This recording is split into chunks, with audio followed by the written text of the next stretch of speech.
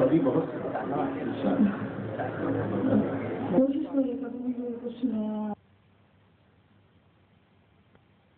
مجھے معاف کر دیجیے گا، لیکن میں نئی غزل پڑھنے سے پہلے دو شعر میں سنانا چاہتی ہوں. آپ تک کسی نہ کسی وجہ سے پہنچ گئے ہوں گے، لیکن ایک ماحول اور بنانا چاہتی ہوں. یہ مسئلہ سنے گا.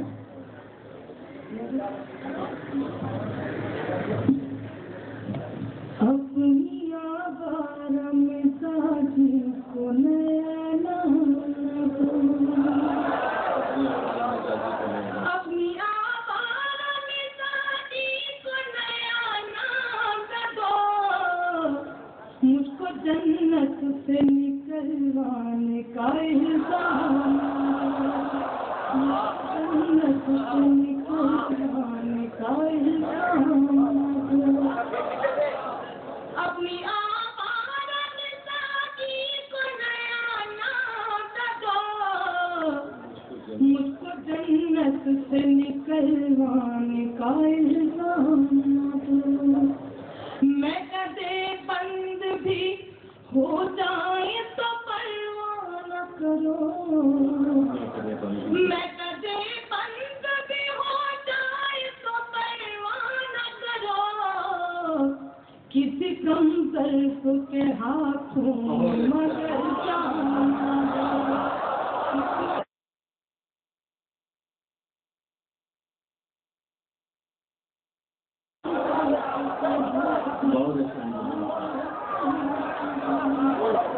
میں کدے بند بھی ہو جائے تو پرواہ نہ کرو، کسی کم ظرف کے ہاتھوں مگر جانا.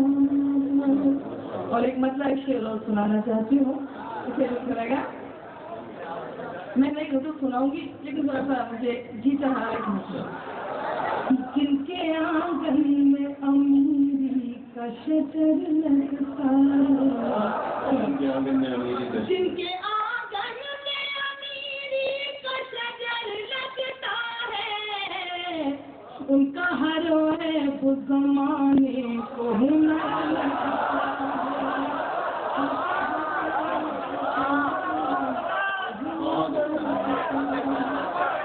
جن کے آنگن میں امیری کا شجر لگتا ہے، ان کا ہر عیب زمانے کو ہنر لگتا ہے.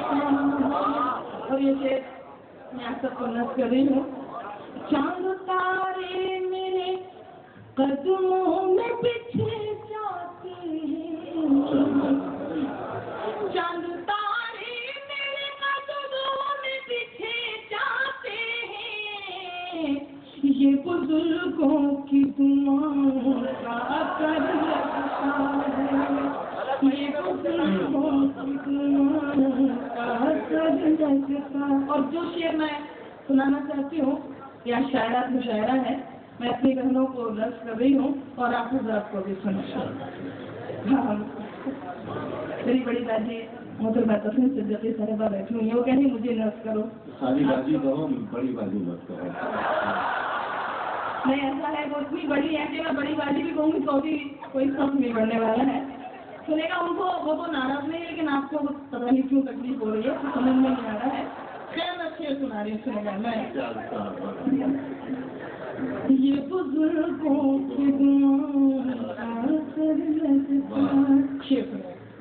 ماں مجھے دیکھ کے ناراض نہ ہو جائے کہیں، ماں مجھے دیکھ کے ناراض نہ ہو جائے کہیں، سر پہ آنچل نہیں ہوتا ہے تو ڈر لگتا ہے، سر پہ آنچل نہیں ہوتا ہے تو ڈر لگتا ہے، ان کا ہر میں تو زمانے کو ہنر لگتا ہے.